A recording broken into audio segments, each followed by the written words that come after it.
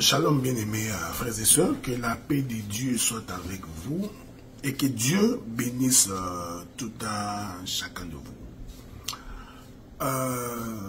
Nous sommes en train de faire un petit rappel dans notre série de bâtir selon le modèle de Dieu. Nous sommes en train de saisir ces occasions pour faire un petit rappel que beaucoup d'enfants de Dieu oublient. C'est sur la notion de la pudeur, la notion de la décence et la notion de la modestie.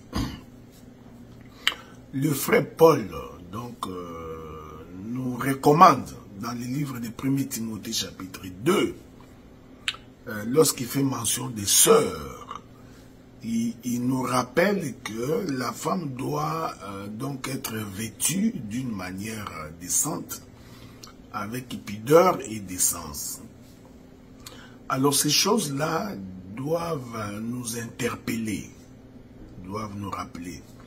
Et cette notion de la décence, de la pudeur et de la modestie ne concerne pas seulement les sœurs, ça concerne également le frère.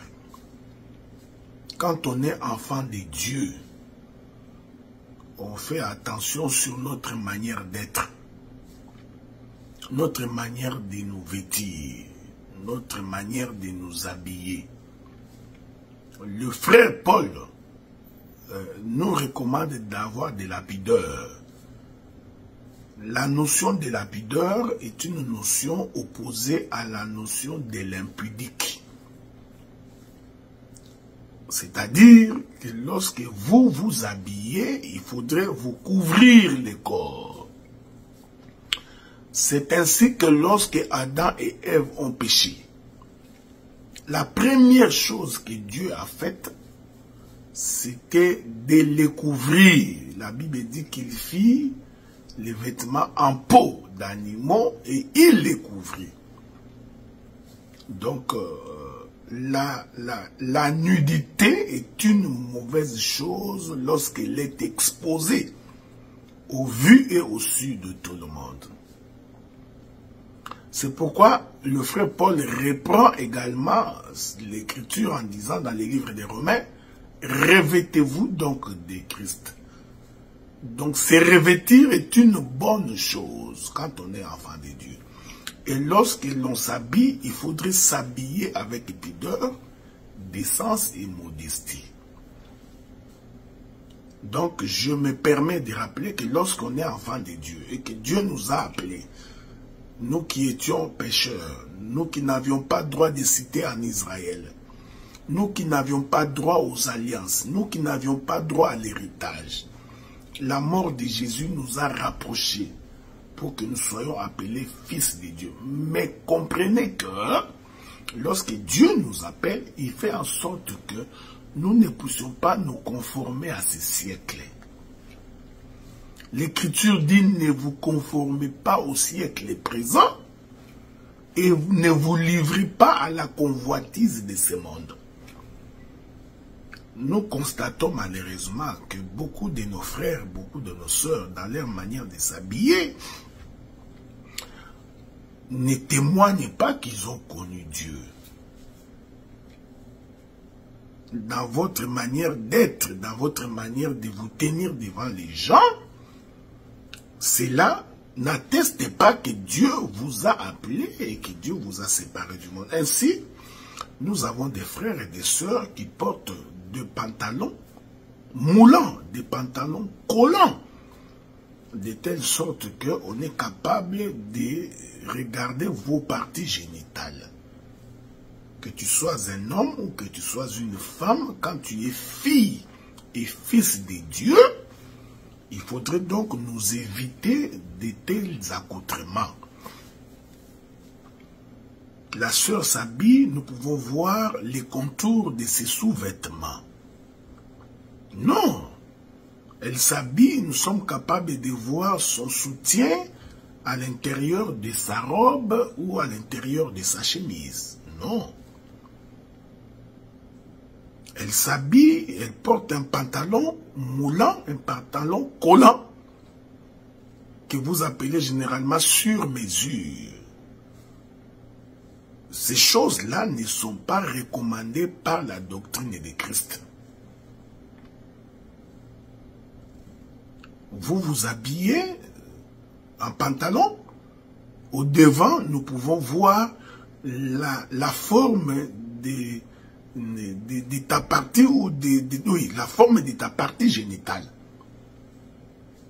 Ces choses-là ne sont pas recommandées dans la doctrine de Christ. Ou alors vous êtes habillé et les bouts de tes seins sont dehors. Tu as tellement pris ce que vous appelez les gains, je ne sais pas moi quoi. Vous avez tellement serré le ventre que les torses, vous avez maintenant les torses bombés, comme quelqu'un qui ferait le sport. Et les torses étant bombés, les seins sont assortis. Vus de tout le monde. Ces choses-là ne sont pas dignes d'un enfant de Dieu. Voilà pourquoi vous remarquerez dans toutes les petites vidéos qui circulent dans les TikTok, vous allez voir qu'il y a des jeunes sœurs qui chantent et qui dansent, mais en fait, leurs danses sont à la limite de l'obscénité. On a l'impression que la danse est devenue sexuelle, ok? Mais la chanson est pour Dieu. On danse pour Dieu, mais quand tu regardes la personne qui danse, la manière dont elle est habillée, la manière dont elle se présente, tu as l'impression que tu es en face d'une prostituée ou de quelqu'un qui est en train de poser des gestes comme s'il était en train de faire l'amour sur les lits. Il y en a d'autres qui nous tournent pour nous montrer leurs fesses pendant qu'ils chantent pour Dieu. Mais elle nous montre leurs fesses. Hein, elle fait un tour pour que nous puissions voir ses fesses. Ce sont des actes obscènes. Ce n'est pas digne des enfants de Dieu.